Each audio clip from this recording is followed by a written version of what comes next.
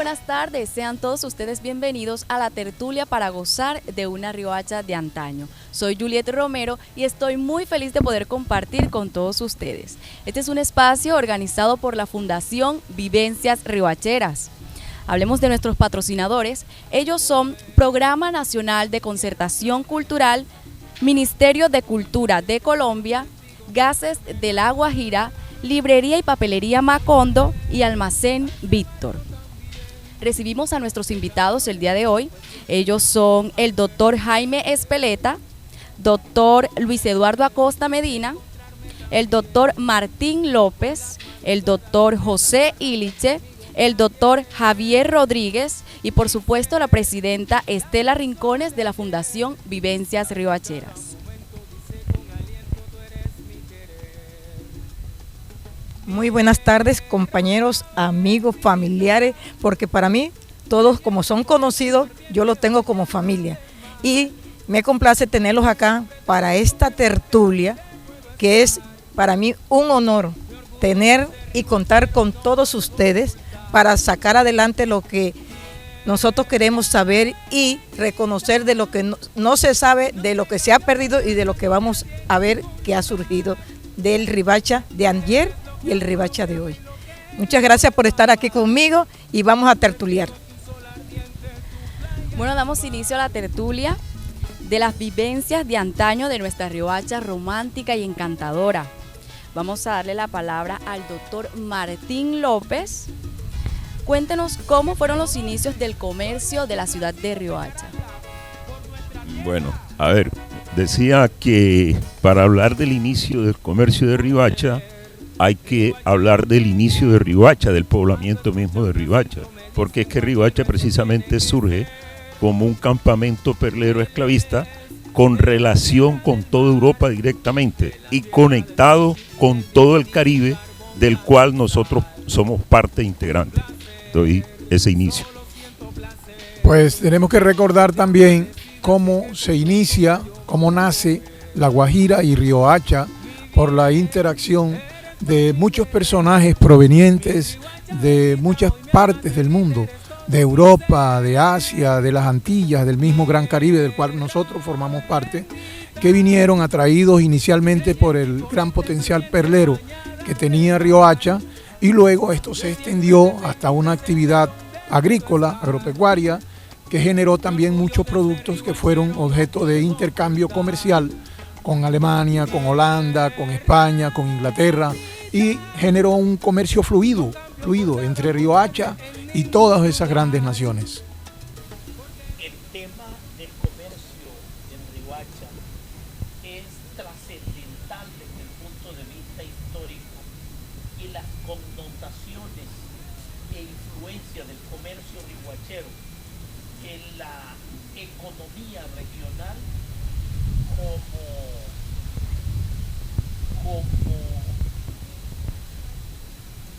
padre, como tío, como predigitador, como capital que abrió el camino a otras grandes capitales del Caribe colombiano en el tema del comercio, es indiscutible, entre otras cosas, por su ubicación geográfica, al estar en el lugar más septentrional de Colombia, su calidad de ciudad portuaria, que desafortunadamente pasó del timón al remo por falta de autoestima y por no valorar lo que se tenía.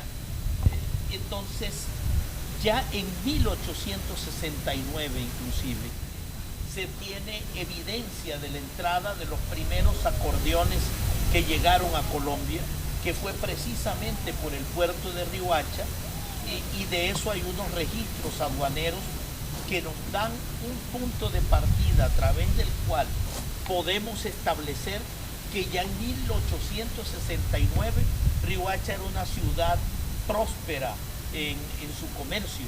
Es más, en la región fue la ciudad donde funcionó el primer banco de que se tenga conocimiento en la historia, que fue el Banco Dugán. Y aquí estaba el hombre más rico de la región, que era Daníes, que le prestaba dinero al Banco Central del gobierno colombiano. Quiere decir que en esto del comercio, Riohacha está esperando que salden esa deuda de gratitud. Bueno, yo creo que ya todo está dicho. Yo, bueno, soy de aquí, yo soy barranquillero, pero lo que he estudiado también, pues, del año que 1867, 68 creo que entra el comercio, pero ya en el año de 1940 es donde se reafirma y entra el comercio por acá a este lado y se reparte por la gran parte de Colombia. Bueno, muy interesante los inicios del comercio de nuestra tierra. No me corte a mí, sin empezar. Bueno. Bueno, falta nuestro invitado Jaime Espeleta. Bueno, muy buena la introducción esta por los amigos. Voy a recoger algo de ellos, ¿me explico? Porque me haría extenso. En primer término, Riohacha, debido a su posición geográfica, ¿me explico? Era un potencial. Aquí llegaban barcos. Yo me bañé cuando teníamos el mar que entraba a la calle Primera. Que nos vayamos allí, en la mesa era profundo. Debido a todo el material que trae el ranchería o la boca aquí, este ramal, se fue, digamos, haciendo menos profundo. Pero aquí llegaban barcos de todas partes. Por aquí pasó el Flora en 1944 durante la Segunda Guerra y lo bombardearon cerca del Pájaro.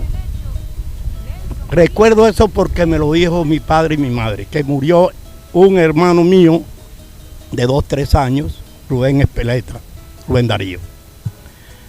Pero, para no alargarme, tengo que hablar del negocio de Riohacha, cómo era la parte comercial. Riohacha llegaban barcos de Santa Marta, cayucos de Dibuya llenos de plátano. Llegaban de Venezuela, se hacía el comercio por barco y también por tierra, porque allá iba la música de mi padre, Sinamaica y todo.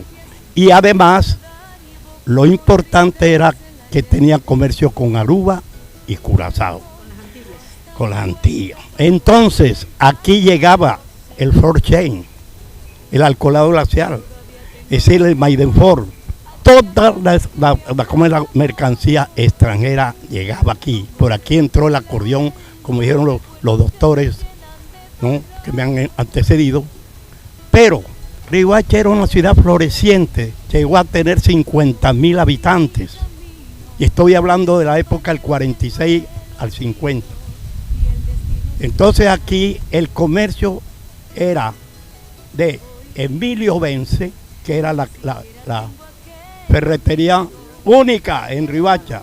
Para comprar un clavito teníamos que ir para donde Emilio Vence.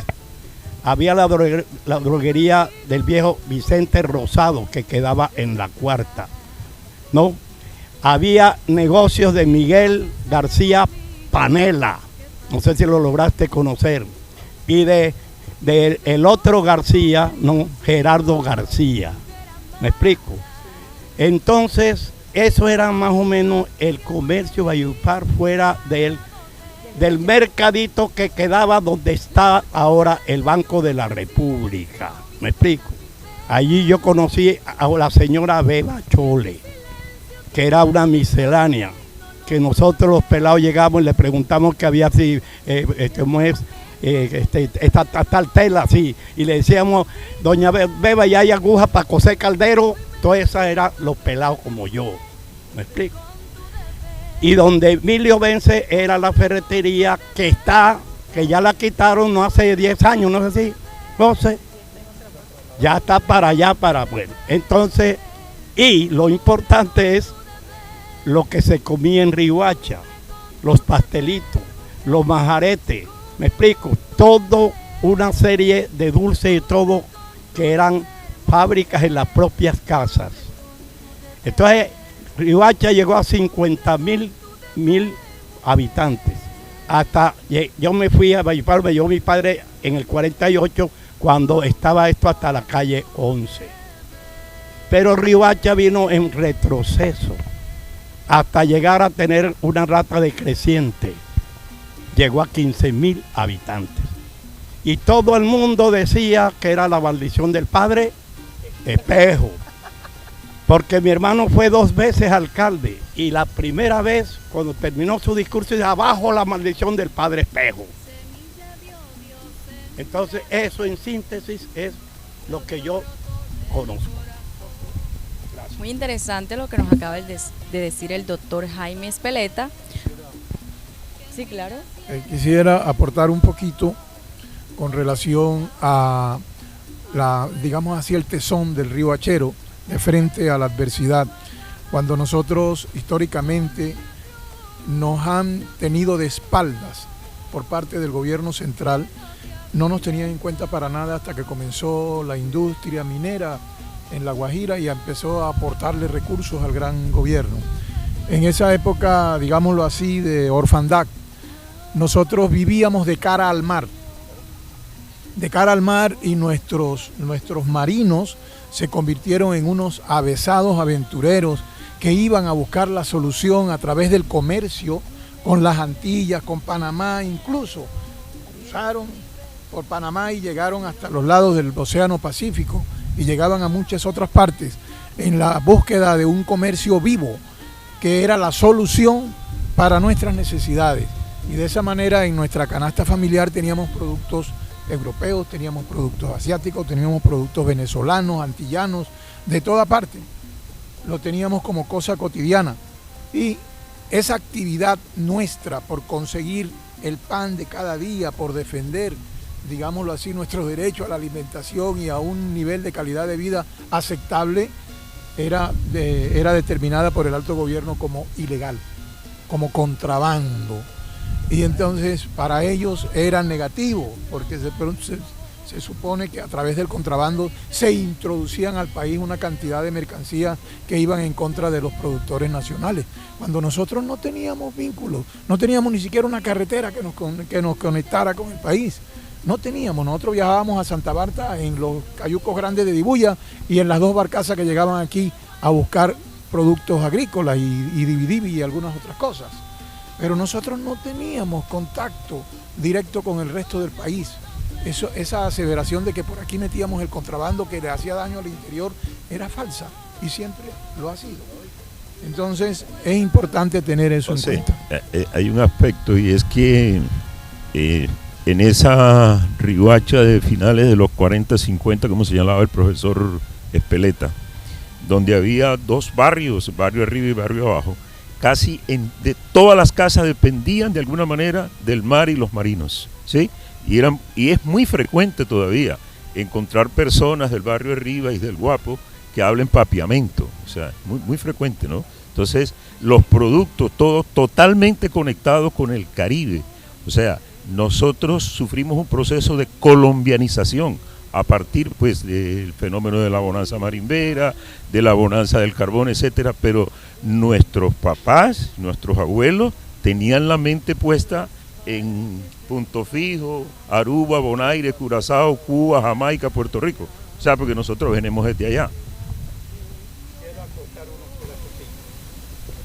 Quiero acotar algo ya que, porque es que como le digo, hablar de Riohacha, nosotros somos de aquí, todos aquí prácticamente, conocemos mucho.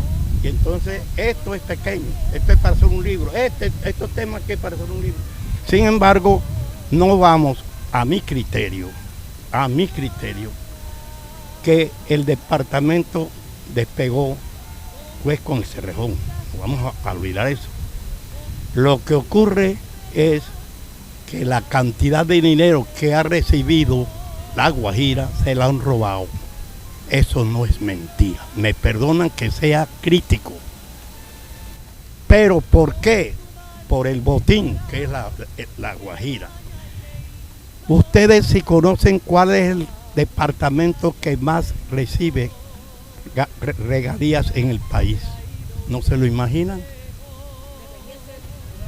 No, ahorita es Casanare con Yopal. la capital. Averigüen cuántos exgobernadores hay presos y cuántos alcaldes de Yopal hay presos. ¿Por qué? Porque que el botín del Cerrejón es miles de millones de pesos.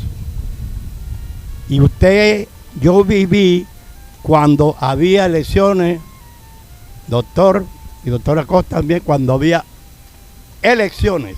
En el patio de mi casa estaba bebiendo mi papá conservador con un poco liberales y conservadores. Y de ahí salían a votar abrazados y otra vez a beber. Pero yo le decía a mis compañeros y a mis alumnos en la universidad que duré 25 años que debemos dar gracias que el Cerrejón llegó, si no tuviéramos todavía Guayuco, júrenlo. Porque hasta cuando llegó el Cerrejón, Riohacha no despegaba todavía. Entonces, miles de millones que le han entregado, billones ya de pesos, se han robado mucho. Me perdona que sea crudo. Pero el Cerrejón rompió también en La Guajira, no solamente en Riohacha.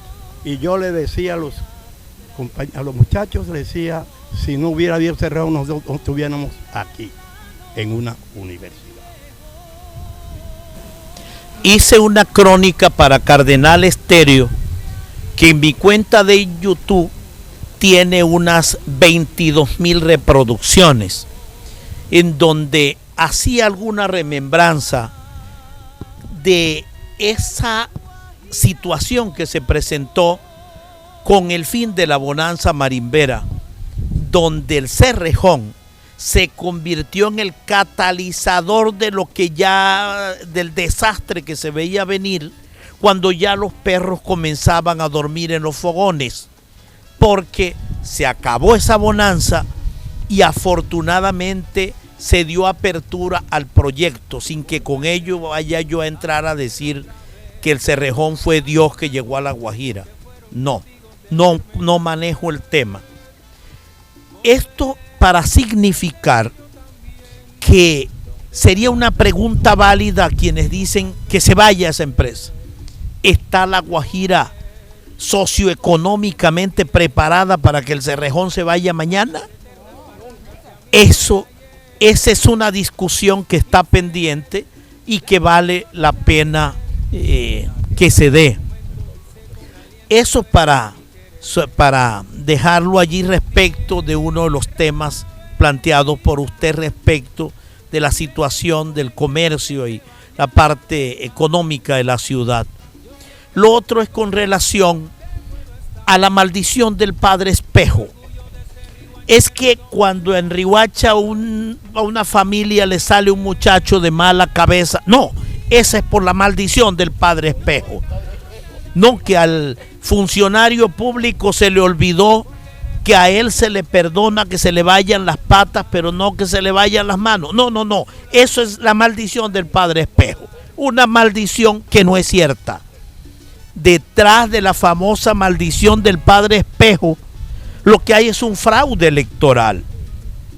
Cuando en 1904 se convoca la elección para el 7 de diciembre de los dignatarios que en asamblea electoral debían reunirse el 2 de febrero para elegir presidente de la República, y en Riohacha, en vez de reunirse la asamblea, lo que hubo fue una gran parranda con whisky y finas atenciones en la casa de Juanito Iguarán, a donde se llevó a todos esos dignatarios. Todos, claro, al calor de los tragos, le firmaron en blanco el registro electoral, que es el famoso registro de Padilla. Resulta que como a todo el que come arepa y queso, su miguita se le cae, este asunto no pasó inadvertido en la región. Juanito Iguarán se fue a un sepelio de un connotado comerciante de Barranquilla, porque la relación de Barranquilla con Riohacha ha sido umbilical y desde siempre, desde el punto de vista económico, comercial, desde el punto de vista político. Estando en el sepelio, le comentó a algunos copartidarios, seguidores de Rafael Reyes como él, que ahí tenía en la solapa del saco el registro de Padilla y que lo tenía sin llenar, nomás para ponerle el nombre del presidente a elegir. Desde ese momento se desvelaron en atenciones para Juanito, se lo llevaron a una parranda también en Barranquilla y en esa parranda se diligenció todo el formato. Tan fue así que le pusieron 3 delegados de más, se le fue la mano de la emoción que tenían. Cuando vino la comisión a investigar qué era lo que había sucedido, se encontró con que en la noche le hicieron unos disparos al faro de la casa donde estaban bajados para hacerles saber qué terreno estaban pisando. Pero ya ellos habían obtenido el testimonio del padre Espejo como piedra angular de la moralidad en la ciudad. ¿Qué sucedió? Que el padre Espejo dijo la verdad, porque es que la verdad generalmente no está en el expediente sino en la calle. El padre Espejo les dijo: yo, hasta donde he sabido, esa reunión de la Asamblea Electoral no se realizó. No recuerdo qué persona me lo dijo y no se tuvo conocimiento de que se hubieran reunido. La maldición realmente fue para el padre y no del padre para la ciudad. Porque a partir de ese momento, la comisión regresó a Bogotá con el aviso que había recibido en la noche, diciendo que no encontró ninguna irregularidad. Y se devolvieron. Entonces, cuando comienzan las intrigas para que sacaran al padre de la ciudad, lo indispusieron con las altas jerarquías eclesiásticas y lo hicieron trasladar, mejor dicho, desterrar. Porque trasladar a un sacerdote de Riohacha a Ocaña era el destierro. Fue cuando él, en su carta de despedida, le dejó escrito a su feligresía: dedicad al trabajo honrado que ennoblece y alejad de la política que corrompe y es verdadera gangrena de los pueblos. ¿Nos volveremos a ver? Sí, en el cielo.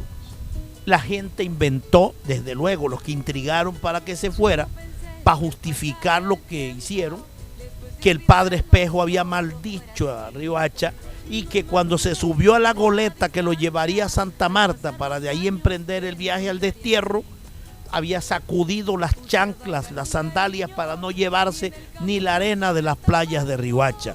Claro, porque es que eso de ir los criollos, hablar mal de los criollos en Bogotá, eso no es nuevo.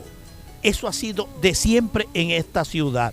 Y eso ha tenido su impacto sociopolítico, pero también en lo económico.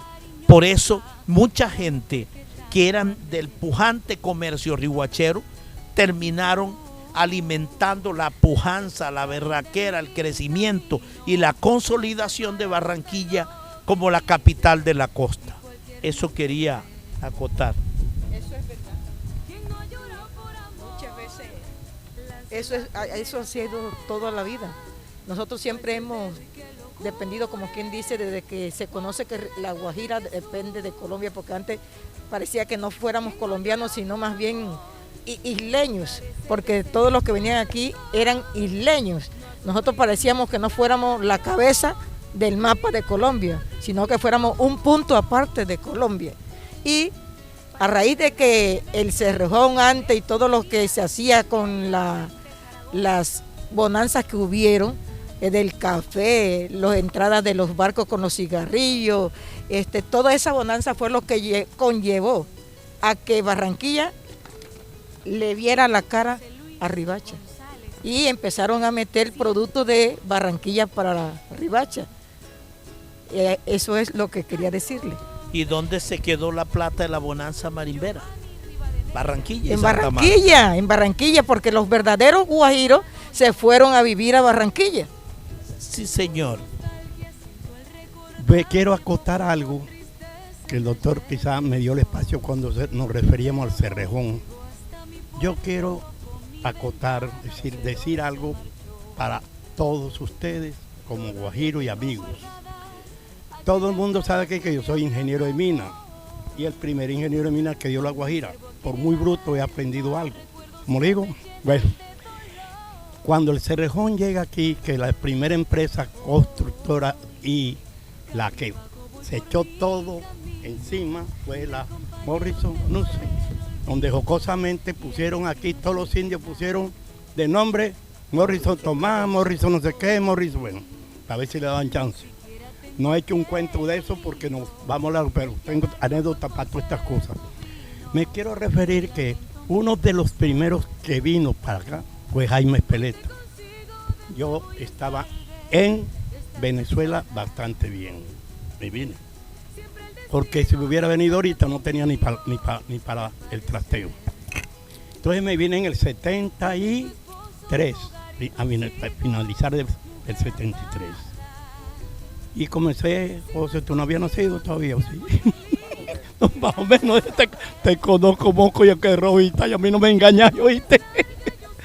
Yo creí que iba a decir, no he nacido. Bueno, entonces yo me vine para acá, me tocó hacer una conferencia en varias partes y se inició el Cerrejón.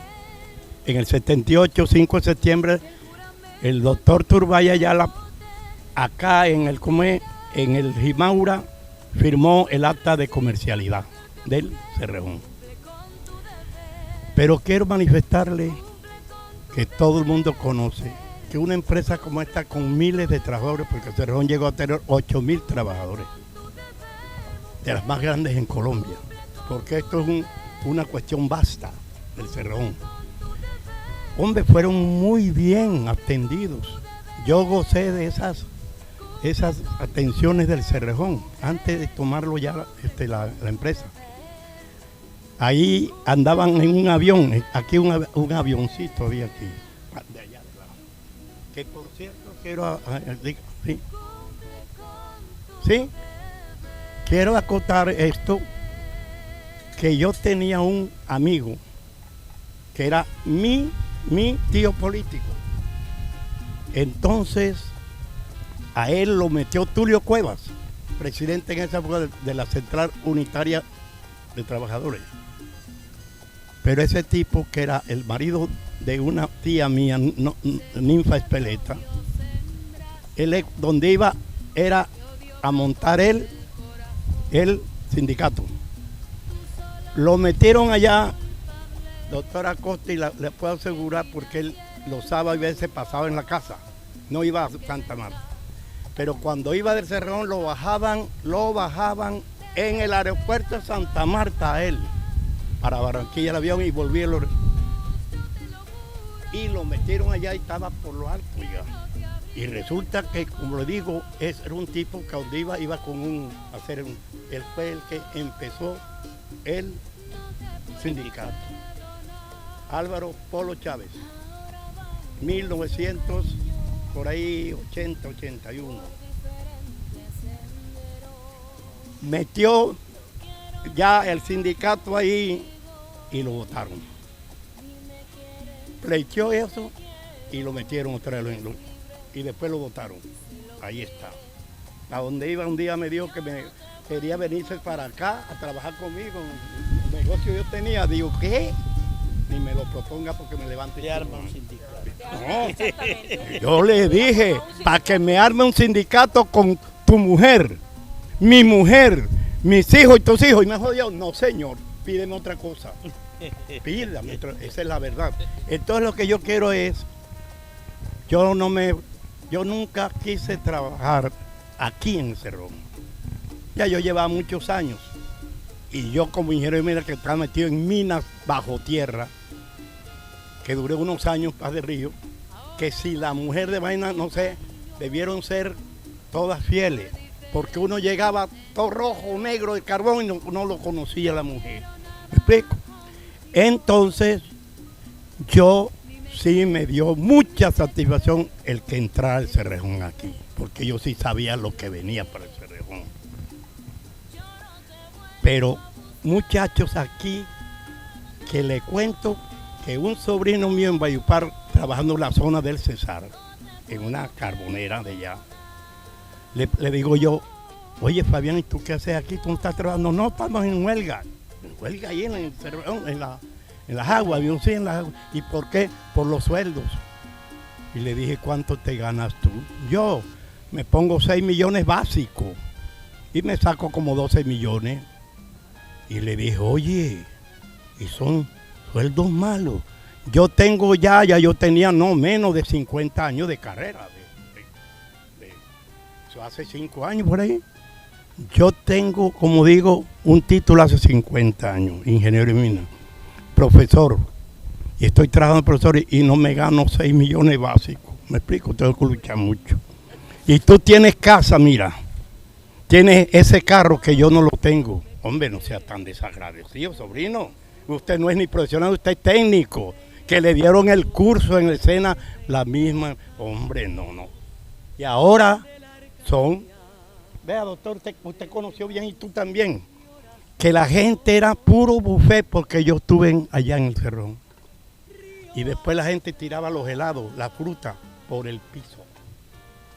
El Cerrón dijo, nosotros no tenemos por qué darle comida. Y vino el derrumbe de los trabajadores. Eso apenas quiero yo decir, que si nosotros tenemos una empresa de esta, que ocupa 4 o 5 mil personas, hombre, mañana se va, ¿cómo quedamos aquí? Con un hijo tuyo trabajando ya con un sobrino. No. Eso quería yo contar como ingeniero de minas y porque creo que eso ha servido para nosotros.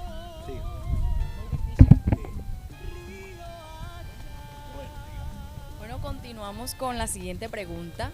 ¿Qué nos pueden contar sobre la música que se escuchaba en la Riohacha de antaño?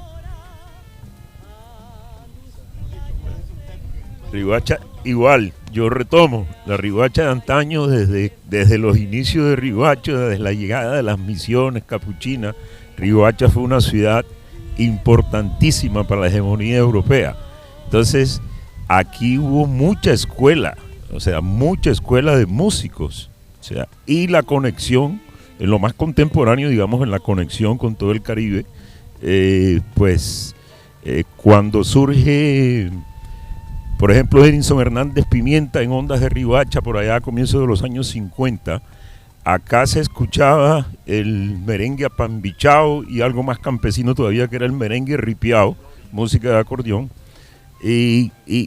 mejor dicho, toda esa corriente musical del Caribe se daba acá, y en ese entonces todavía el vallenato no era muy reconocido, digamos, acá en Riohacha como tal, era como muy marginal. Era como de la zona rural y la aristocracia de Riohacha no lo miraba muy bien. Sí, así más o menos inicia la cosa, ¿no? Pero yo os pongo a rodar la palabra. Bueno, a propósito del tema, ha dicho mi colega un asunto bastante trascendental. Evidentemente, la música que se disfrutaba en Riohacha en sus máximas festividades, que siempre fueron de la Virgen de los Remedios y su carnaval, que es tío del carnaval de Barranquilla además. En ese sentido, evidentemente, había una influencia notoria de las músicas que se introducían a través del Caribe, de las Islas, de las Antillas. Riohacha era un pueblo de buenos gustos musicales, pero ya a mediados del siglo XVIII comenzó la introducción y la influencia de la ruralidad, en este caso con la introducción de la música de acordeón en sus festividades. De ello dan cuenta, entre otros, un etnoexplorador francés que se llamaba Henri Candelier, que en 1893 estuvo por aquí, permaneció 3 años y cuando regresó a su tierra escribió la obra que tituló Riohacha y los indios guajiros, en la cual refiere respecto de las cumbiambas y relata que durante los carnavales se realizaban una cumbiamba que colocaban una vara alta en el centro y allí se ubicaba un señor que tocaba acordeón, otro tenía un tambor y otro tocaba una guacharaca, lo cual está ratificado por el doctor Orlando Vidal Joiro en su obra titulada El Pilón Riohachero. Y es decir, la presencia del acordeón desde entonces, jazz, y desde entonces ha sido permanente en todas las festividades riohacheras. Y además es importante recordar que dan cuenta nuestros registros orales de los pueblos del sur de Riohacha que durante los carnavales de 1920 fue de furor en la ciudad de Riohacha una puya de Francisco el Hombre que se titulaba La Gripe, refiriéndose al fin de la gripe española, que no era española sino norteamericana, que fue la última pandemia de que se tenía conocimiento antes de la actual, la cual mató 50 millones de personas en todo el mundo, que en uno de sus versos dice que entre Cotoprí y Macho Bayo murieron 72, que 72 personas en esa época, en esos pueblos que hoy siguen siendo pequeños, prácticamente se acabaron. Entonces esto para significar que definitivamente el acordeón en las fiestas riohacheras llegó para quedarse, y potenciado a partir de 1962 con la aparición de la agrupación musical de los Corraleros de Majagual, que le introdujeron a la música bailable, que no era esencialmente a lo que hoy llaman vallenato, le introdujo el tema del acordeón. Ya posterior comienzan Aníbal Velázquez, que sigue Alfredo Gutiérrez con Lisandro Mesa también. Ya posteriormente y en tiempos ya menos pretéritos, a partir de 1974, cuando sucede un hecho trascendental para la música vallenata, que es que por primera vez una agrupación de este género hizo presencia en el Festival de Orquesta de Barranquilla, que fue Jorge Oñate con los hermanos López, que fueron declarados fuera de concurso. Desde entonces hay una relación de mutua complacencia y de pechiche entre Riohacha, sus fiestas y la música vallenata, no solo en carnaval, sino en todos los acontecimientos importantes de la ciudad. José. Muy buena disertación, excelente.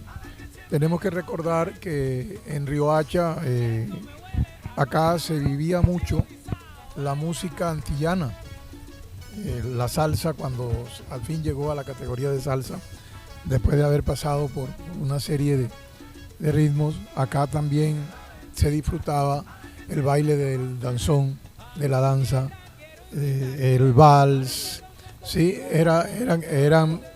Eran aires musicales que venían allende las fronteras, ninguno era nuestro, todos eran foráneos, pero eran lo que enriquecían aquí la fiesta. Aquí alguien hizo alusión a las fiestas de salón. La famosa fiesta de los salones en Riohacha se realizaba en su primera etapa fundamentalmente con ese tipo de músicas. También tenemos que tener en cuenta el bolero como tal. El bolero fue de mucha aceptación y de mucha trascendencia en nuestra Riohacha y en nuestra Guajira y en toda la costa Caribe, porque eso es nuestro, ¿no? Llegamos, digamos así, la llegada de la música vallenata desde el siglo XIX en sus inicios, sí, vino escalando cada vez más hasta llegar a los puestos de podio. Y luego hemos notado en el mismo desarrollo de esa música vallenata también un proceso de declive en el cual estamos viviendo hoy mismo. Estamos viviendo una etapa en la cual el vallenato está casi que sufriendo un proceso de decadencia por los nuevos exponentes que tenemos del folclore vallenato, en donde se ha comercializado demasiado. Se han perdido aquellas letras insignes, aquellas grandes composiciones de nuestros compositores, que todavía quedan algunos que le cantaban a la cotidianidad, le cantaban al amor, le cantaban a la belleza, ¿no? Le cantaban a la naturaleza. Y todas esas letras han venido cediendo su espacio a unas nuevas composiciones que realmente es mejor no hablar de ellas. Nosotros acá tuvimos la dicha de degustar música del Caribe cuando venían las grandes orquestas al Festival de Orquestas del Carnaval de Barranquilla. No podemos olvidar a la orquesta de Cuco Baloy, no podemos olvidar a la Universidad de la Salsa, al Gran Combo de Puerto Rico, no podemos olvidar a los grandes merengueros que llegaron, que también trajeron su gran aporte, ¿no? Fue realmente un momento muy apoteósico en el campo musical que nosotros vivimos.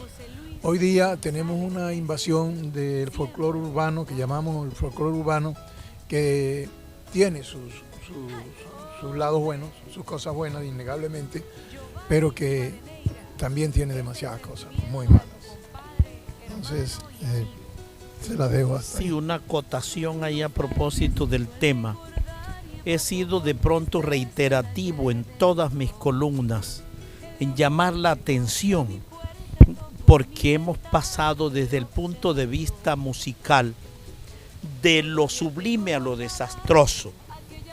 Pasamos de la poesía alegórica, los atributos, la inteligencia y la belleza de la mujer, hemos pasado al insulto a la misma, porque hay una involución o un fenómeno de transculturación inversa, que mientras aquí sucedió con el caso del merengue y otros ritmos que quisieron montarnos aquí a la fuerza por encima del vallenato, y terminó el vallenato haciendo una influencia positiva en ellos, en este caso se está dando todo lo contrario.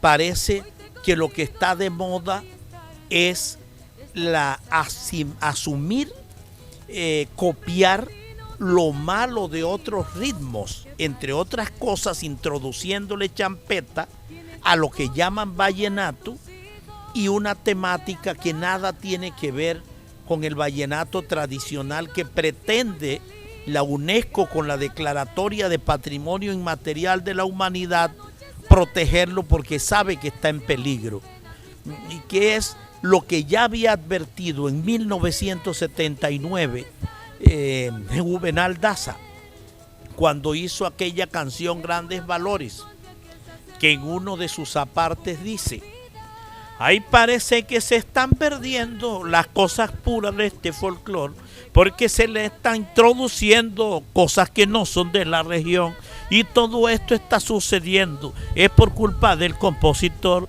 que no canta lo que está sintiendo, y a todos le llaman inspiración, y muchas veces están repitiendo música hecha por otro autor. Eso es lo que estamos viviendo. Él se anticipó más de 20 años al desastre actual, y lo más grave es que encuentre uno multitudes de mujeres. Bueno, antes de que sobreviniera la pandemia que nos ha hecho poner pies en el suelo, veía uno las multitudes de mujeres aplaudiendo canciones que dicen que la mujer que no sirve hay que tirarla a la basura, y otros aplaudiendo cuando un champetero dice: y yo ella la clavo, la clavo, la clavo, la clavo, y todas las mujeres diciendo: qué berraquera, se sobró. Sí, señor, estamos matando el grillo para sacarle el pito en materia musical. Maestro López. Nosotros vimos el tiempos anteriormente vimos el bolero. Mira que el bolero es una música muy bonita. Las letras, tanto la letra como la musicalidad, pues nos dicen muchas cosas. Eso se ha perdido, ya las orquestas no graban por temor de las ventas. Entonces ahora aquí son los que están haciendo plata con una música que no es música. Siempre ponen ahí la batería del piano y cualquier letra que se inventan, y los que tienen culpa de eso son los programadores de las emisoras, y nosotros mismos tenemos culpa de eso. Las disqueras tienen. Y entonces la ausencia que hubo de todos estos compositores que hacían poesía, música, todo esto, la gran mayoría ya murieron. Esta gente que tú escuchas esas letras y tú dices: wow, La gente cómo hizo para inspirarse en una tremenda letra a las de ahora. Entonces, mira que lo que dice que hay un tema vallenato que dice que quiere ser la amante. O sea, ¿qué mujer va a querer ser amante? Yo creo que ninguna. Y ellas lo ven bailando esa música. Entonces ahora se ve tantas cosas diferentes. La música ha evolucionado, pero para destruir. La música no dice nada, no se puede ni bailar, como la música de antes. Yo quiero regresar aquí con la venia del doctor Acosta, que es un versado en el vallenato, siempre me gusta escucharlo. Yo quiero ubicar un momento de Riohacha, porque es que el vallenato se metió con toda Riohacha. O sea, yo señalé en mi primera intervención que había una aristocracia en Riohacha que rechazaba el vallenato. Es más, de pronto el maestro de Pelesta recuerda, yo no estaba nacido de pronto en ese entonces, por allá a comienzos de los 50 había un señor Vaneguita que tocaba el acordeón, y había otro señor Camagüey que tocaba un acordeoncito más pequeña, que era una cosa marginal. Eran los únicos en el casco urbano de Riohacha que tocaban vallenato. Sin embargo, teníamos unas 3 orquestas, ¿sí?, de música de salón, de jazz band, etcétera, etcétera, etcétera, etcétera. Entonces, la música, en cierta manera, impactó fuertemente a partir de la irrupción de la bonanza marimbera. Yo recuerdo cómo la plata de la bonanza ayudó, por ejemplo, a Diomedes Díaz y a toda esta gente en las grabaciones, ¿ya? Todos los grandes. Sí, a todos los grandes, correcto. Pero miren esto, por ejemplo, en la cuestión de los gustos musicales de Riohacha, tradicionalmente el Liceo Nacional Padilla, Divina Pastora, 2 colegios emblemáticos de la ciudad, que, bueno, en esa época, digamos, antes de la bonanza, los estudiantes y los deportistas eran el modelo social, ¿sí? Todo el mundo quería ser como ellos, y nosotros teníamos toda una camada de gente muy inteligente y brillante regado en todas las universidades del país. Caso del doctor Amílcar Acosta en la Universidad de Antioquia, caso de los Van Lenden en Bogotá, caso de Ferrucho en la Universidad del Atlántico. Esa era la gente que nosotros como que admirábamos, ¿no? O sea, todos queríamos ser como ellos. Había unos personajes aquí en Riohacha como el doctor Brito, médico, como algunos abogados destacados. De pronto en esa época todavía el ingeniero no era muy destacado en la escena social, pero en ese ambiente de esos bachilleres que eran aceptados en todas las universidades y que todos los años iban a excursión, doctor, todos los años, y cómo recolectaban el dinero con las verbenas que hacían, ¿sí? Entonces yo recuerdo las orquestas que llegaron más o menos 69, 70, 71, 73, recuerdo Los Blancos de Venezuela, recuerdo la orquesta de Nelson Enrique, recuerdo la protesta de Barranquilla cantando Joe Arroyo de 14, 15 años tocando salsa dura. Entonces es una cosa importante, es una cosa que dice, bueno, ¿en qué momento se metió el vallenato? ¿Sí? Porque a raíz del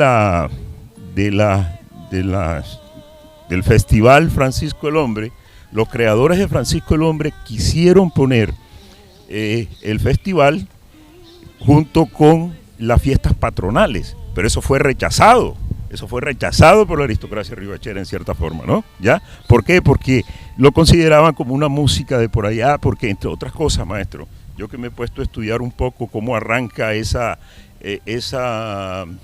pirámide económica, social y racial con que inició el campamento perlero, ¿sí? Entonces, pues los europeos, los dueños del negocio de las perlas, y abajo estaban quienes, los afro y los indígenas, ¿sí?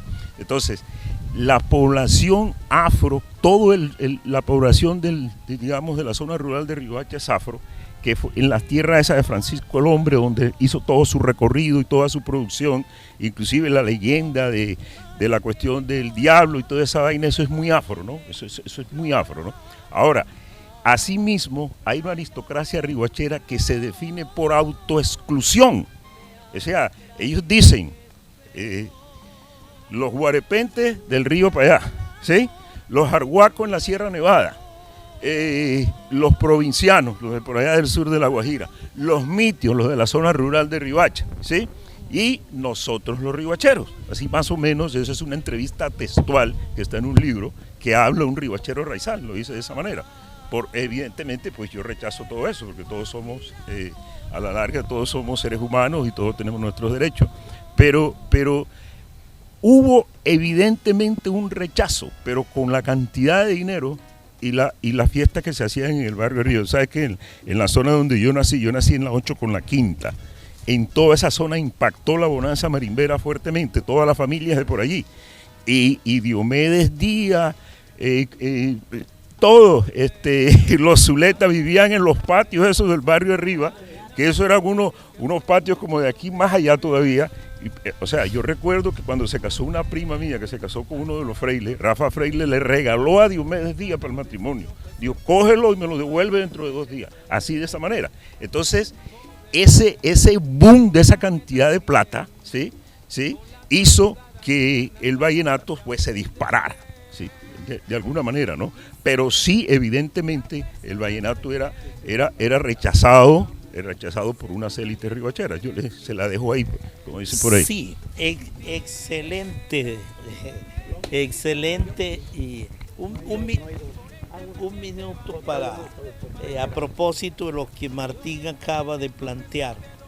Hay varias cosas. Lo primero es que evidentemente en Riohacha quienes tocaban acordeón eran muy pocos. Y además se les veía como lo menos, que el acordeón era como para la plebe, por allá como algo para borrachones, no era decente. En ese sentido es donde estamos hablando de la influencia de los pueblos del sur de Riohacha, en ese sentido, en la ciudad. Y además es que el tema de vallenato tiene también otra discusión pendiente. Mucha gente habla, no, que la música vallenata, porque así la bautizaron en Valledupar. Por allá le cambiaron una vez. Resulta que en nuestros pueblos del sur, nos contaba mi abuelo, la mayoría de los campesinos sufrían de algo parecido al vitiligo, que se pintaba la piel. Y aquí, para burlarse de ellos, para burlarse de los mitios que venían aquí a traer sus productos, le decían vallenatos. Entonces se decía que esa música era para vallenatos, los pintados que venían aquí a Riohacha, que ya con los años se ha venido a saber que no todo es vitiligo, que hay un mosquito que produce eso, y eso es curable. Eso lo han descubierto en los últimos años. Entonces, ¿qué sucede? Que eso terminó con el tiempo logrando arraigarse en el gusto popular y terminó las clases que se consideraban más altas aceptándolo inicialmente a regañadientes y después como un caché, tener a sus protagonistas en el patio de su casa como consecuencia de la bonanza marimbera, que cuando comienza en los años 74 y su máximo esplendor 77 y 78, esas agrupaciones ni siquiera tenían un bus en que transportarse, no tenían ni siquiera una amplificación. El mismo Emiliano Zuleta me dijo que en el 75 tuvo su primer carro, pero porque a cambio de que grabara con Jorge Oñate se le dieron un Renault 6, que dijo él que era como una Prado hoy en día. O sea, era gente pobre, lo que lo hacían por gusto, porque les gustaba, porque plata no había. Por eso dice Poncho Zuleta en el LP, en la canción Riohacha, dice que se les ha compuesto la cuchara. Era un gesto de gratitud con un fenómeno social que tuvo sus malas influencias, tuvo sus malas incidencias en algunos aspectos, pero que le enderezó la cuchara a mucha gente. Ahora, hay algo, es lo que tiene que ver con dos situaciones que impactaron definitivamente el gusto musical en la ciudad. Fue el fenómeno picotero de los 60, 70, hasta mediados de los 80, y el tema de 1956, cuando se inauguró la primera emisora en la ciudad ya formal, que fue Ondas de Riohacha, de lo cual tiene mucho que decir el maestro Edinson Hernández Pimienta, que creo que no se le ha escuchado suficiente, porque aquí en La Guajira sucede lo que le pasó a Jesús cuando llegó a la sinagoga y dijo que había sido ungido por Dios para llevar el consuelo a quienes lo habían perdido, la esperanza a quienes no la tenían, la salud a los enfermos, y alguien que estaba ahí dijo, y ese no es el hijo del carpintero. Entonces fue cuando él dijo aquello que mucha gente repite sin saber por qué. Está visto y comprobado que ningún profeta es bien visto en su propia tierra. Eso quería decir. Voy a referirme música en Riohacha y de Riohacha. Yo lamento que unos amigos míos no hayan hablado del padre mío, Carlos Espeleta, que es la música en Riohacha y de Riohacha. Y mi abuelo Benjamín Espeleta Zúñiga, de 1910 por ahí. Estoy hablando de 1910, casi más de un siglo, porque mi abuelo nació en 1800 y pico. Mi abuelo fue, para mí, es posible que yo, porque me lo dijo mi papá, pero voy a hacer una referencia del 40 y pico hasta el día de hoy, sobre lo que conozco de Riohacha. Mi abuelo se llamó Benjamín Espeleta Zúñiga, autodidacta, nunca fue a una escuela. Nació en 1900 y pico, 1800 y pico. Estuvo aquí, nació en Riohacha y fue sastre. Mi abuelo, además, vivió en una casita donde está hoy la casa de este Cote, el mayor de los Cotes, Luqui. ¿Saben dónde queda la casa de Luqui, no? Ahí vivía mi abuelo con Petra Maestre, porque la esposa de mi abuela era Benjamín Espeleta, de Bárbara Fins. Ahí vivía mi papá, mi abuelo. Músico excelente, autodidacta. Aprendió a escribir música solo. Y era autodidacta, y era sastre. Y era muy respetado. Supe por mi papá que él se metió, porque en esa época lo que se ganaba un músico era para beber. Y yo cogía el alto para tocar y me lo quitaba a mí, a Benjamín, porque no aceptaba que fuéramos músicos porque serían borrachón. Ahí vivía mi abuelo. Fue un músico, tan buen músico y autodidacta, que él sacaba un bando el 31 de diciembre de cada año para la ciudadanía. Era el hombre más respetado que tuvo, creo, no Riohacha, no La Guajira. Él vestía de liqui con botones de oro y hasta aquí. No sé si tú, Estela, has oído el dicho que ve hasta donde se abrocha el maestro Espeleta. Quedaba uno lleno y decían eso. No me extiendo en mi abuelo, pero fue un tronco de músico, respetadísimo. Aquí le metía una limpia al profesor, el maestro Espeleta, y el papá le metía otra, por lo respetable. ¿Me explico? Se casó con Bárbara Fince, que es la madre de mi papá. No me refiero más a mí, sino solamente que en 1950, yo estaba aquí y él vivía aquí, se lo llevaron para la gobernación de Santa Marta, la gobernación del Magdalena Grande, como director de la banda departamental. Eso fue en Riohacha y luego, ese es más o menos sintetizando mi abuelo. Dejó 34 hijos regados por todas partes. Pero viene la era de mi padre, que nació en 1906. Mi padre a los 11 años ya tocaba casi todos los instrumentos. Todos los instrumentos. Mi padre a los 11 años, viendo al papá y el papá de él. Nació en 1906, se casó con mi madre en 1934, el 15 de enero. No digo si fue jueves, martes, porque también se lo puedo decir. Pero por molestar le digo el 15 de enero de 1934. se llamó Carlos Espeleta Fince, su madre una cacica que era Bárbara Fince, una india muy elegante. Y mi padre aprendió a tocar a los 11 años. Jesse, en el 1917, nació en 1906. Y era sastre también, y chofer, porque había un carrito del papá. Casi todos los músicos en Riohacha eran sastres o carpinteros. Correcto. Entonces, todos eran artesanos. Mi mamá, mi abuela, estando enamorado mi papá de mi mamá, le decía, ¿cómo lo vas a despreciar tú si tienes 3 artes? Músico, sastre y chofer. Eso era una berraquera. ¿Me explico? Bueno. Piloto. Entonces yo relato, doctor, desde 1940 a 50, no del 40, pero en esa década ya yo tenía más que uso de razón. Había 3 bandas en Riohacha: la banda del maestro Espeleta, la banda del maestro Rivera y la banda de Goyo Mejía. Yo salí a los 7 u 8 años con el bombo. Riohacha tenía 11 callecitas. ¡Pum!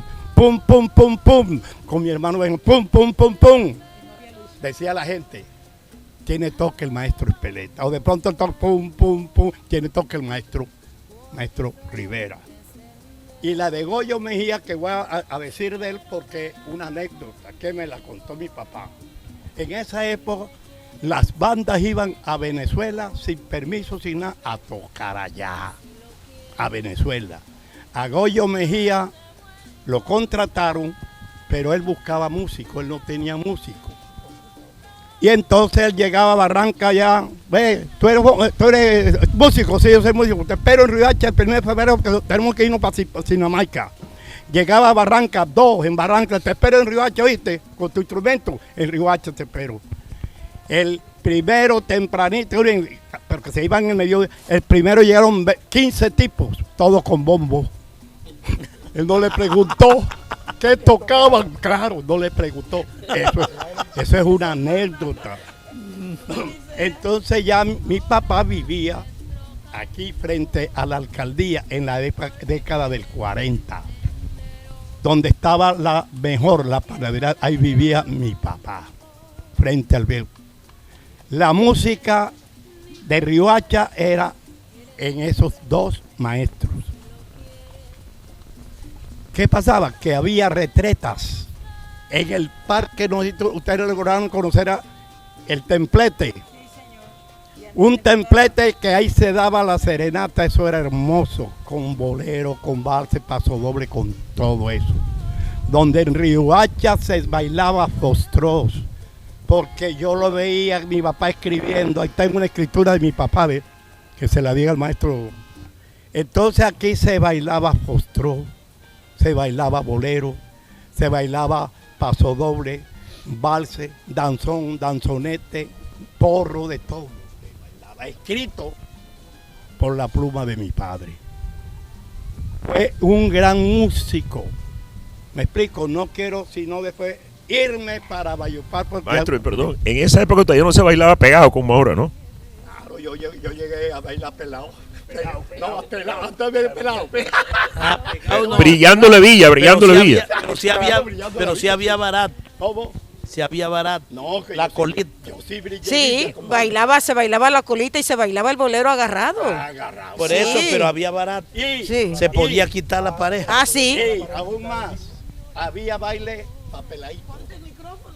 A ver, baile para peladito. Mi papá pagaba por Benjamín y por mí, que éramos los mayorcitos ya, de 10, 12, 50 chavos, por los bailes de peladito. Ahora esos pelados llevan a acostar al papá y se quedan ellos bebiendo. Sí, a los que están. Entonces mi padre sacó el himno de La Guajira. Esa es obra de mi padre. ¿Me explico? Sí, señor. Mi padre enseñó no menos de 15 bandas.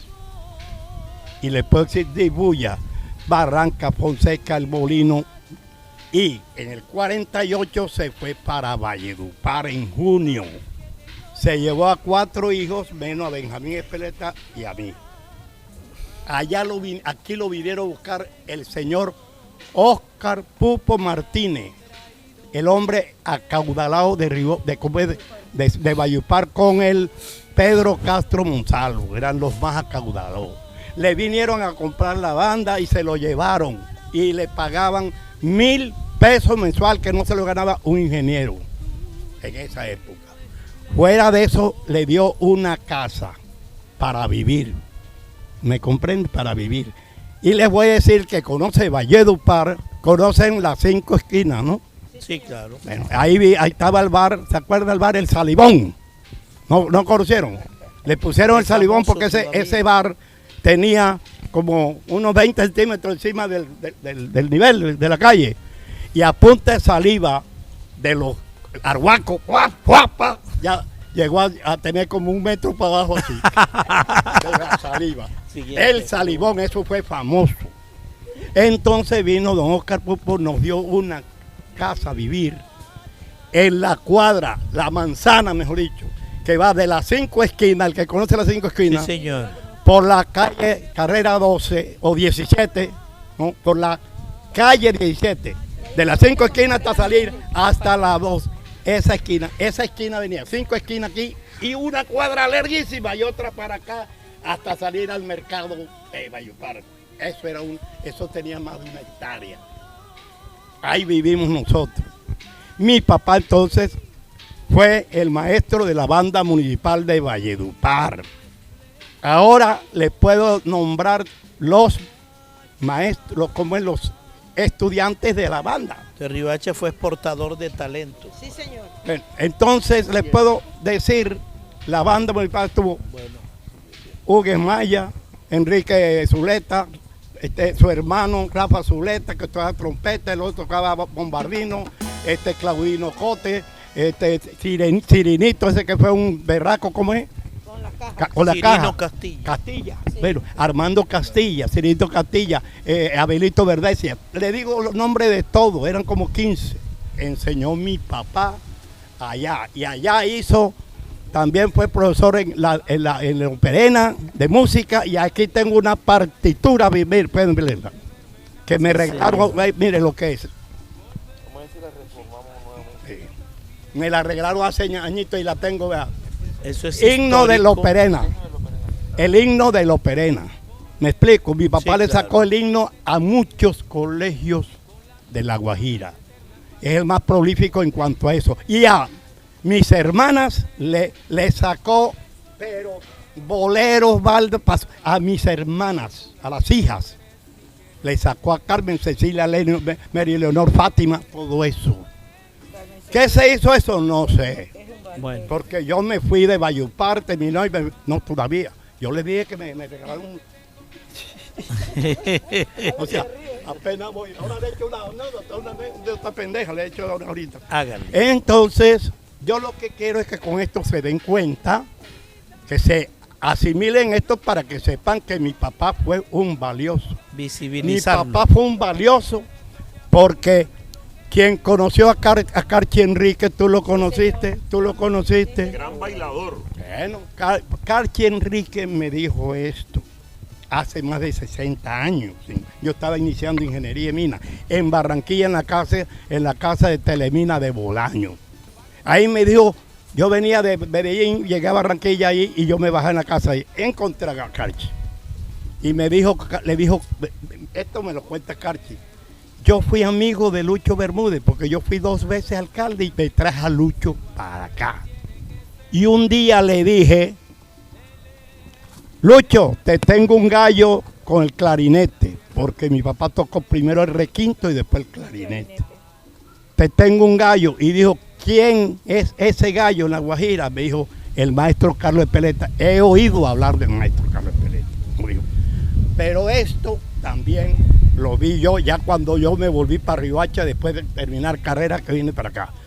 Mi papá siguió aquí, mi papá abandonó a mi mamá en el 53 y se vino para Riohacha. Y con 4º año de primaria fue tesorero de la zona de carretera. En esa época se buscaba el tipo que supiera algo y fuera así, ¿verdad? No, ahora, si van a nombrar un honrado no nos sirve porque no roba. Esa es la verdad. Entonces, yo le digo es esto. Yo viví con mi papá muchos años, hasta hace 25 años que murió él aquí en Riohacha, que volvió, que fue director de la banda departamental 20 años. ¿Me explico? Mi papá era un clarinetista especial, porque yo tengo oído y porque lo tengo gracias a la vena, que muy pocos espeletas son venosos. ¿Me explico? Mi papá era un saxofonista, clarinetista del carajo. Cuando tenía 78 años, aproximadamente, llegó aquí unas bandas que venían al, ¿cómo es que se llama el DVD? Fue el festival del DVD. Allá iban. Yo lo veía llegar a la casa de mi papá, la banda, varias bandas llegaron varias veces a ver al maestro Espeleta, a saludarlo. Iban con su banda, en 2, 3 oportunidades, y yo, que le tocaban, no, a mi papá. Esa banda, una banda, la de que estoy prácticamente manifestando, llegó y tocó un porro, mi papá. Yo cuando quiero saber todavía la edad mía, que es un clarinetista bueno, un saxofonista bueno, pregúntele a este señor, que es un maestro. Y cuando él, ¿con qué jalan ustedes cuando yo estoy presente en un baile? ¿Con qué? Arturo García. No, es que para mí es el mejor porro, para mí. Y sobre todo que hay un solo de saxofón, hay un solo de saxofón. Eso no lo interpreta cualquiera, doctor Acosta. Así es. ¿Me explico? Entonces, no, voy a terminar y sigan ustedes, pero yo después termino. Entonces, ¿qué pasó? Que le dije yo, después que tocaron un porro, yo vi que no estaba muy bien. Entonces le dije, por favor, tóqueme Arturo García. Aquí con el maestro, Javier sabe que cuando viene el solo de saxo o de clarinete, pistonea el 90%. Entonces, yo dejé terminar y le pedí al maestro el clarinete. Maestro, usted me puede pedir. Lo tenía otro músico, me lo dio. Cuando mi papá inicia ese solo de clarinete, vea, fueron así, vea, y no terminaron casi, y se pusieron para aplaudir. Porque era un saxofonista del se quedó aquí, en Riohacha se quedó. Doctor, sigan. Después yo cuando me en la noche voy a la casa de cada uno. No Sí, hemos señor. escuchado a la señora Estela Rincones. Cuéntenos qué recuerda de los bailes de salón. Bueno, según me contaba mi madre, que fue una de las primeras personas que puso baile de salón, que lo puso en las calles primeras de Riohacha, porque Riohacha antes no contaba con todas las calles que tenemos. Las calles de Riohacha llegaban antes hasta la calle 10. Sí, hasta la calle 10. Y ella ponía los primeros bailes de salón con una serie de personas que eran en ese tiempo los que se llamaban dedos paraditos, que eran los que iban a los bailes, y para entrar a los bailes tenían que ponerse saco, porque no podían entrar a ningún baile sin el saco. Hubo 3 personas que formaron baile de salón aquí en Riohacha. La primera fue mi madre, Eulalia Ferreira de Rincones, la muy popular Yaya, que fue también una mujer que se dedicó mucho al carnaval. Fue una mujer que hizo tanto carnaval que hasta se endeudó para poner unas casetas en ese tiempo que se llamaba la Caseta del Caribe, donde iban también los hijos de papi y mami, porque en Riohacha en ese tiempo no había luz, y lo colocaron donde actualmente es nuestra vivienda, donde están los locales grandes, y había motor. En ese tiempo el primer motor que hubo en Riohacha era el de mi casa. Fue el primer año que nombraron al departamento y estaba de gobernador Nacho Vive. Nacho Vive vivió diagonal a mi casa porque en ese tiempo no había casa gubernamental y arrendaban una casa. Arrendaron la casa de la cuñada de mi madre, de una de las cuñadas de mi madre, que era mujer de Segundo Melo, la casa de Eloísa García, y ahí vivía. Nacho, al ver que Yaya tenía luz, se acercó a Yaya y le dijo: Yaya, ¿cómo es posible que una persona como tú tenga un motor y el gobernador de La Guajira no tenga luz? Entonces mi mamá le dijo: con todo gusto, yo te coloco unos cables para darte luz. Y le dio luz. Sí. Le dio luz a Nacho Bimbi. Sí, señor. Le dio luz, pero no luz sino energía. Bueno, contento, pasaron los tiempos, la gente, y llegó Nieve, ya en el año 62, y antes puso su segundo baile. Nieve era la vieja Nieve de Luques, que también... ¿La misma que era partera? Esa misma que era partera, porque ella vio que los bailes que había puesto Yaya de salón eran muy buenos, entonces ella también hizo lo mismo. Y eran dos empresarias del espectáculo. Sí, señor. Pero como no tenía los parejos buenos, entonces ella mandaba a donde Yaya, a un emisario, y le decía: Yaya, te manda a decir, bajito, te manda a decir Nieve de Luque que le preste los parejos para que vayan a bailar con sus parejas. Se prestaban. O sea que el carnaval en Riohacha antes era de muy pocas personas. Muy peculiar el tema. Sí, ¿no? señor, era de muy pocas personas, y entonces así fue como se fueron haciendo los bailes de salones. Después lo hizo otra persona y así fueron empezando hasta que comenzaron los verdaderos casetas, las verdaderas casetas, que aquí hubo muchas, el Toro Sentado, la recuérdame, Martín, de tantas que ponían Rumbo la Luna. Fue inicio de mi mamá cuando ella dejó de bailar por luto, porque mi papá se murió, y le dijo a Ruth, que era su sobrina: como yo no puedo poner baile, coloca tú los bailes. Y ella empezó con Rumbo a la Luna. ¿Y que estamos hablando de qué año? De los años 61.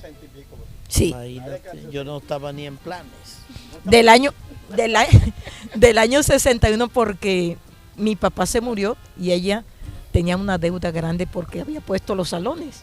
Y a raíz de eso ella dijo: cuando yo pague la deuda me quito el luto. Duró 12 años con luto porque ella había hipotecado la casa y dijo: si yo no saco esta hipoteca me muero.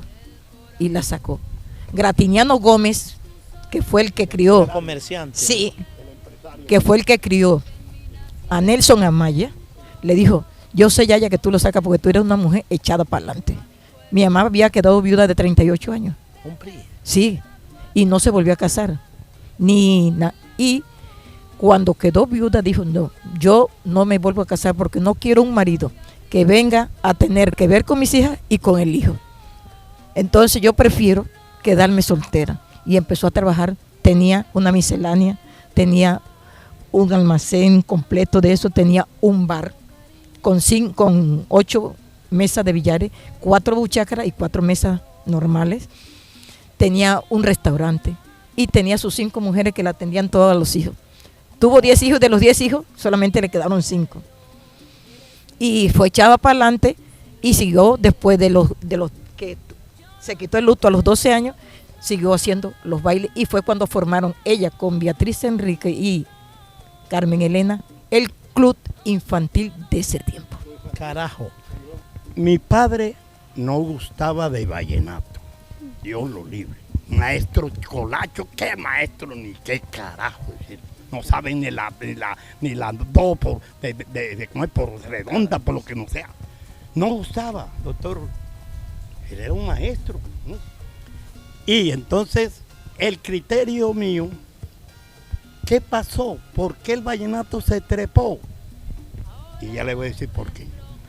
Yo me llevó mi papá en el 48. Soy también vallenato. Un poco ahí, me crié en Valledupar. Allá el acordeón era para beber y para que le dieran algo ron y lo que sea. Esa es la verdad.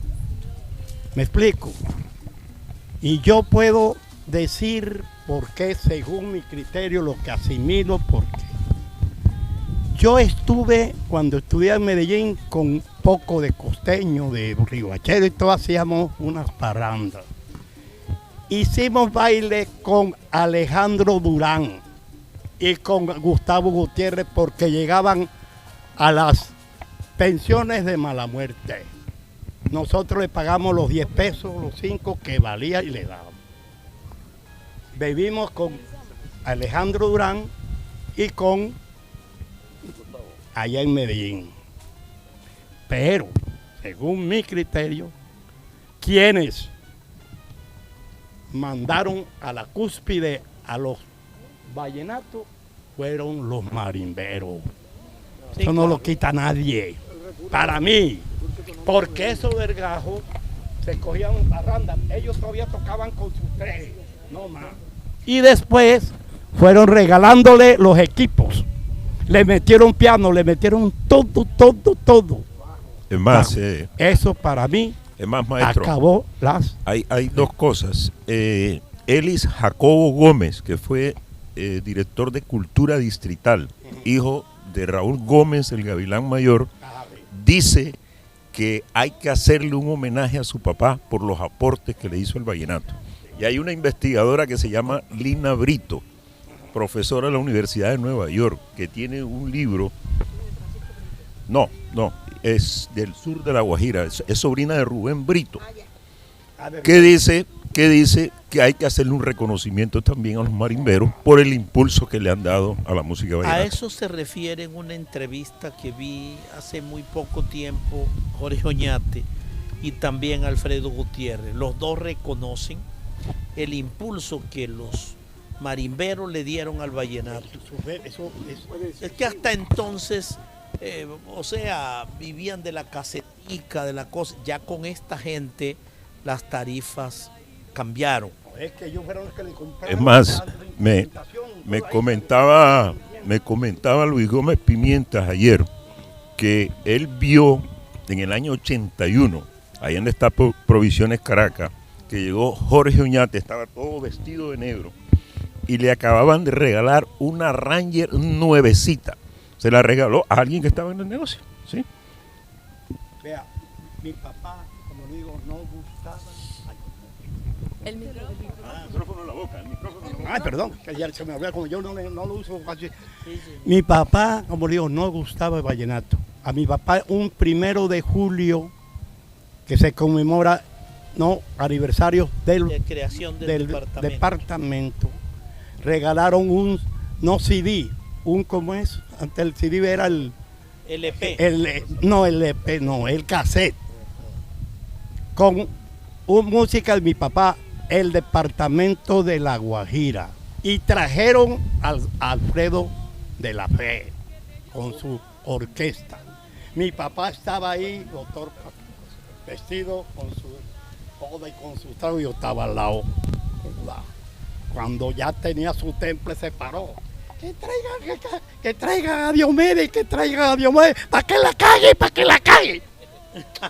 Él no gustaba de vallenato, mi papá no gustaba. ¿Me explico? Yo no es que, pero a mí no es mi música especial. ¿Sabes qué me gusta el vallenato? La orquesta, el vallenato en orquesta. Lo oigo, sabroso, y lo tengo en mi casa. Eso es cuestión de gusto. Sí, correcto. Por eso yo soy Muy claro en subjetivo decirle. eso. No quiere decir que yo no escucho el vallenato, no.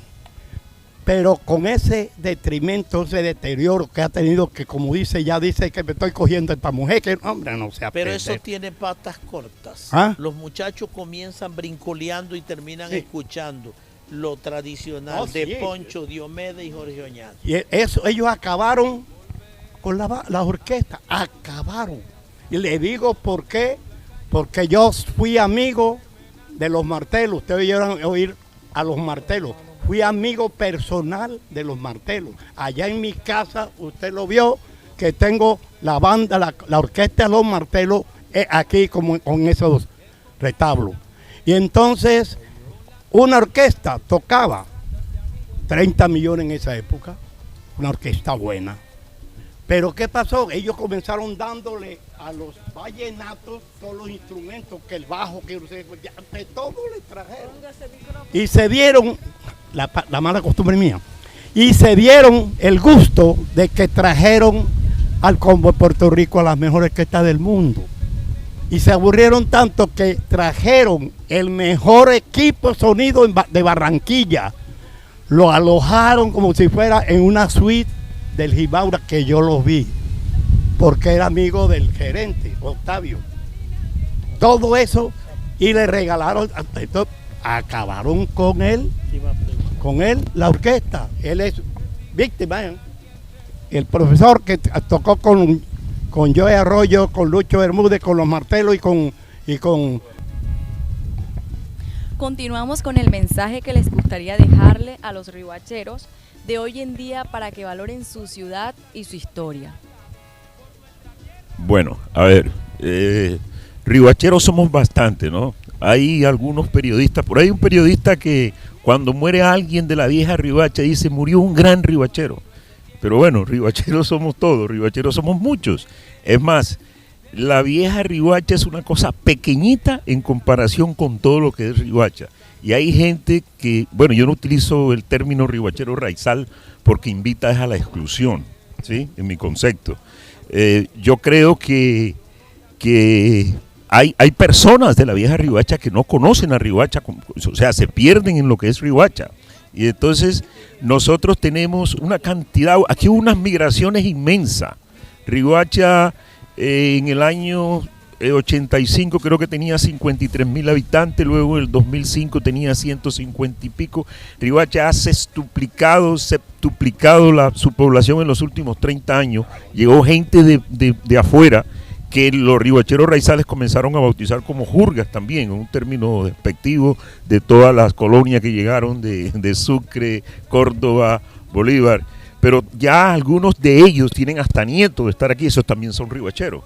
Entonces, ¿qué pasó en Riohacha? Que fue tanta la cantidad de gente que llegó a finales de los 70, de pronto con el espejismo de la bonanza marimbera y con el comercio de Maicao, con el boom de Maicao, con la cuestión de la minería del carbón, que era tanta la cantidad de gente que llegaba que inclusive se le cambiaron hasta los nombres. Por ejemplo, el Parque Federman pasó a llamarse el Parque de los Cañones. Es más, la mayoría de la gente comenzó a hablar del Parque de los Cañones para diferenciarlo del Parque Padilla, y hoy hasta nosotros mismos, lo que decíamos antes, el Parque de los Cañones, el Parque Padilla, decimos el Parque de los Cañones, lo mismo que el Parque de la India pasó a ser el Parque de la Policía, etcétera, etcétera. La primera se comenzó a llamar, nosotros decíamos Avenida La Marina, pero entonces toda esa cantidad de gente, hay una cantidad de gente que desconoce la historia de Riohacha porque no ha habido la integración, no ha habido un diálogo, digamos, social de toda la gente que ha venido, y hay gente que desconoce la historia de Riohacha. Es más, algunos creen que la historia de Riohacha comenzó cuando ellos llegaron aquí, ¿sí? Entonces, la invitación es a que conozcamos y escarbemos en la historia de Riohacha, que es muy rica y muy profunda. Son 475, bueno, al otro dicen que son 477 años de historia. Hay mucho, mucho por aprender de Riohacha. Y esta ciudad tan especial, tan hermosa, está en una crisis económica, social y ambiental sin precedente, ¿sí? Es una cosa muy... Yo le suelto la palabra para ponerla a rodar, ¿sí? Bueno, yo me dirigiría a las nuevas y anteriores generaciones. Rescatemos los valores, que es la herencia más trascendental que heredamos de nuestros mayores, y el sentido de pertenencia. Valoremos a nuestra gente por lo que es y no por lo que tiene. En cuanto al rescate de los valores, aquí tenemos que rectificar, tenemos que dejar de elevar a la condición de héroes a los súbitos enriquecidos y declarar como bandidos a los intelectuales. Eso es lo que está pasando aquí. Y en cuanto al sentido de pertenencia, hay que, valorar lo que uno tiene. Aquí nos está sucediendo lo que una vez nos dijo David Sánchez Juliao aquí en el Jimaura. Por acomplejaos, para que alguien, para que aquí valoren al de aquí, tiene que venir un forastero y decirnos ese tipo vale la pena. De otra manera no lo valoramos. Entonces suele sucedernos lo que sucedió, lo que le pasó a David Sánchez Juliao en su tierra. Iba por una calle y una mujer le dijo a la otra: ese es David Sánchez Juliao, es importante, escritor de libros. Y aquella lo miró y dijo: qué importante va a ser ni qué escritor de libros, yo lo vi sentado en un andén comiendo coca. O sea, que como él come coca igual que ella en un andén, él no es nadie. Eso nos está sucediendo. Y lo otro es que pasa lo del político loriquero. El político loriquero estaba frente a una cantidad de gente, eso estaba lleno de campesinos, borrachos. Subió un líder cívico del pueblo y dijo: yo en mi postulación en esta campaña lo que quiero es propender por el mejoramiento de las condiciones de vida de nuestra gente, que resolvamos los problemas básicos de seguridad, prestación de servicios públicos y de educación y agua potable y saneamiento básico. Nadie lo aplaudió. Subió el forastero y dijo: pueblo ilustrísimo, ilustrado y autodidacta de Lorica, yo que me he introducido en los altos estudios de la Glasnost y la perestroika de Gorbachov para introducirme después en los altos estudios del sentido y la filosofía del revolcón de Gaviria y el salto social de Samper, he venido a donde ustedes a traerle todas las soluciones mágicas que ustedes esperaban, inclusive para incorporarle el puente que necesite, y donde no haya río yo se lo pongo. Cuando terminó así, llega un campesino y le dice al otro, y todo el mundo aplaudió a rabiar, y un campesino le dijo al otro: ¿tú entendiste lo que dijo el doctor?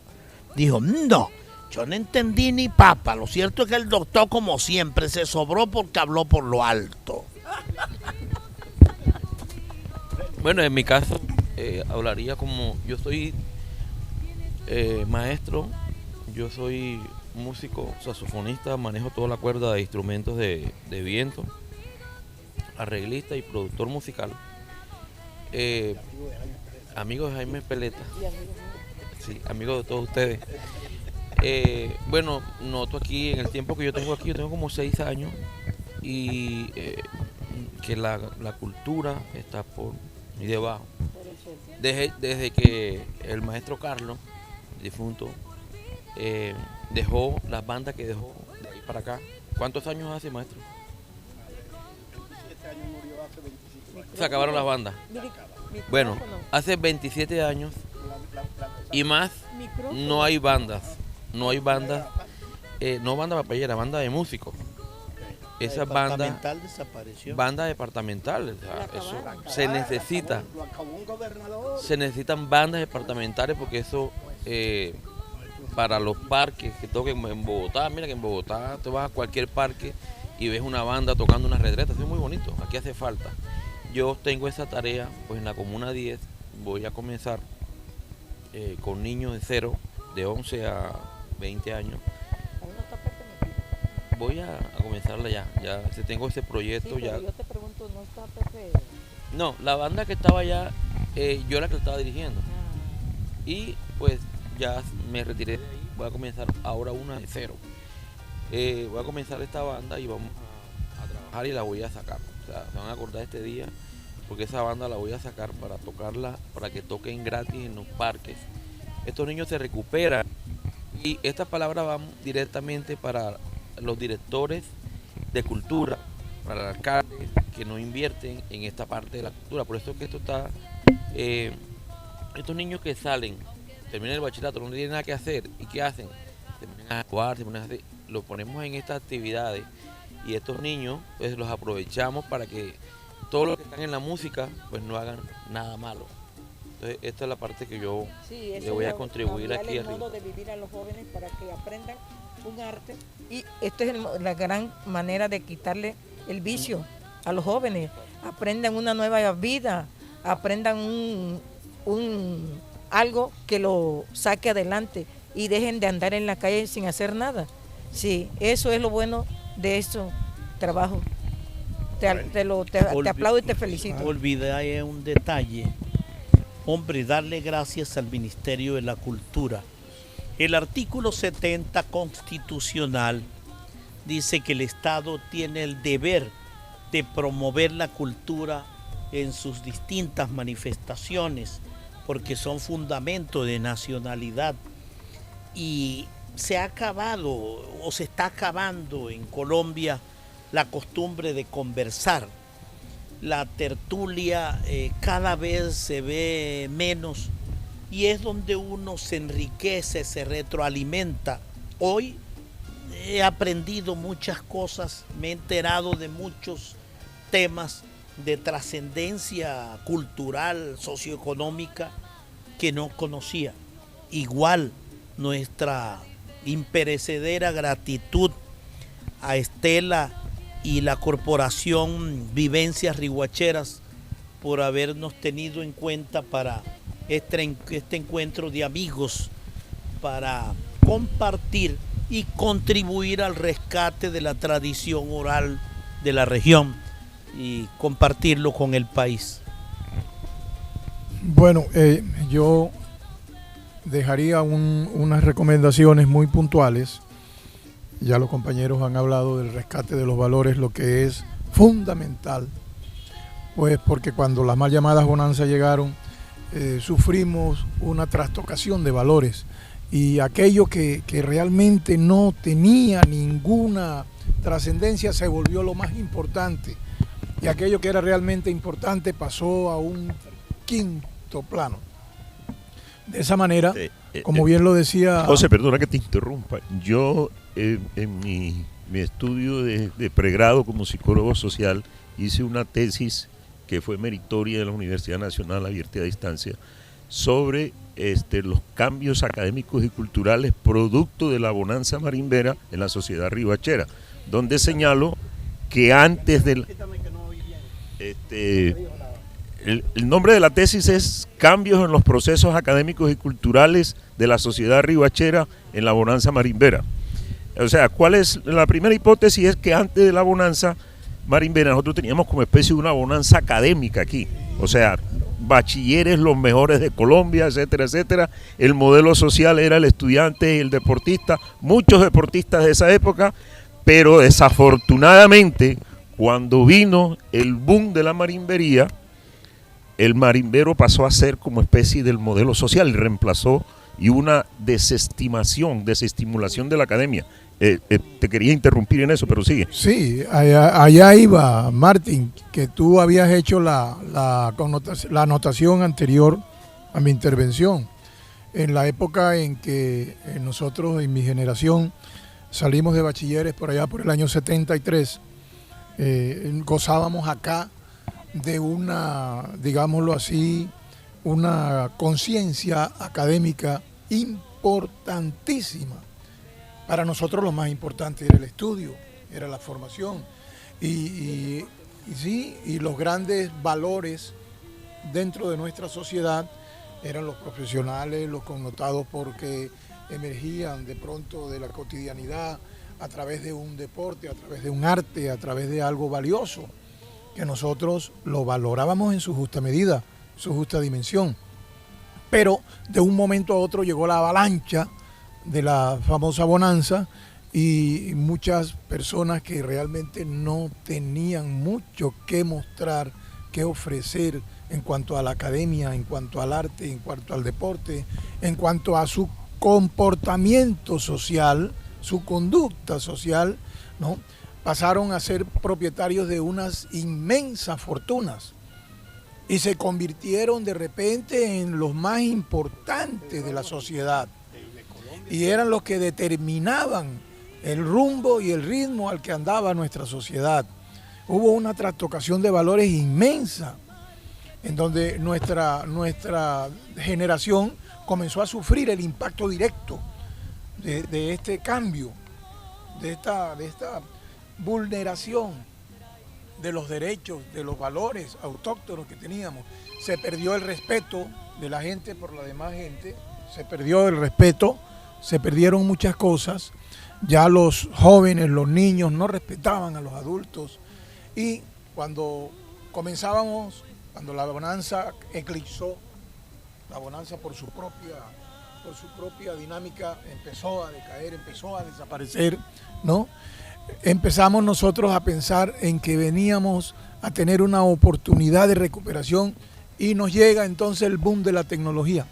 Nos llegan estas cositas que aparentemente son para lograr una mayor conectividad, son para lograr que la gente esté conectada y esté en contacto permanente, pero resulta que no. Se convirtieron en unos aisladores de todo.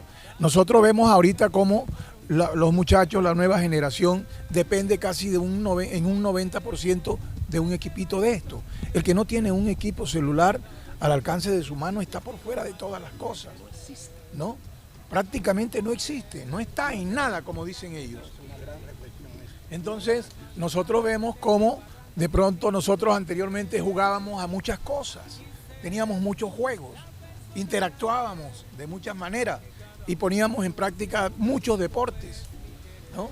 Nosotros salíamos de clase a jugar al visto, a la hora, al palito, al fútbol, a muchas cosas. Ahora no. Ahora nosotros, los muchachos, desde que están dentro del aula de clase, están con el bendito coroto llamando, mandando mensajes, chateando, y no. Usted ve una imagen que me pasó, me golpeó enormemente. Decía, la imagen de un salón de niños de primera etapa, hablamos de primero, segundo, tercero elemental, del año 70. Y la misma imagen de los mismos niños de la misma etapa de nuestra actualidad. Y vemos en los años 70 los niños jugando con el aro, los niños jugando con la pelota, los niños jugando a muchas cosas, brincando con la cuerda y hablando el uno con el otro, y jugando, interactuando, compartiendo. Y vemos el mismo grupo de niños ahorita, en esta generación, cada quien con un teléfono celular metido así, y ninguno escribiéndose de pronto con el que tiene al lado o al frente. ¿Cómo es posible que ahorita van a una fiesta y para invitar a bailar a una niña que está sentada allá, le escriben por el celular, vamos a bailar? Por Dios, eso se ha perdido lo más importante, que es la capacidad de dialogar. La capacidad de compartir directamente, de interactuar directamente, se ha perdido, ¿no? Y desde que eso se pierden muchas cosas detrás de ella. Yo invito a la nueva generación a tratar de rescatar todos esos valores, fundamentalmente el del respeto, entre ellos mismos, para con sus padres, para con todos los mayores y para con todos los demás, para poder socializar de una manera correcta. Y también los invito a tener en cuenta que estos equipos son unos equipos de comunicación, pero no deben ser nunca la causa del aislamiento de cada uno de ellos. Esa esclavitud tecnológica que existe actualmente no nos lleva a ninguna parte, como decimos por ahí. Yo los invito a eso. Yo quiero decir esto. Yo pude superar la marimba con mis hijos. En esa época eran niñas de 10, 12, 14 años, 15 máximo, 4 hijas. Para mí, me fastidió. Yo nunca gusté de esa época y deseaba que cualquier familiar mío o algún compañero de promoción de ingeniería no viniera. Porque ustedes recuerdan que aquí en esa época se ponía un muro a la ventana, ¿te acuerdas? A la ventana de la casa. Eso era horrible. Teniendo unos tipos que creían que estaban, digamos, dotados de cultura y de todo. No, desastroso. Esa época la vencimos, que es la época para mí más difícil que haya tenido La Guajira y Colombia entera. Porque nosotros tuvimos la época de los contrabandistas, pero eran los señores, los padres nuestros, los amigos que mandaban a sus hijos para los mejores colegios, pero no formaban nunca escándalo. Estos bellacos le decían, muchos profesionales se plegaron. No digo aquí porque aquí lo conocen quienes se plegaron. Pero estos bellacos le decían a los que estaban acolitándolo en una fiesta, dado el whisky por todo ello y la comida y todo, jocosamente digo, quienes treparon el precio del chivo fueron ellos. ¿Te acuerdas cuando uno iba a comprar 2 libritas de chivo y decían, no señor, es heno, era de ajeno? Entonces esa época fue siniestra y yo la sentí, porque yo en esa época viví frente al cuarto del olvido. ¿Te acuerdas donde llevaban los muertos? Ahí al frente, en la calle 12, ahí.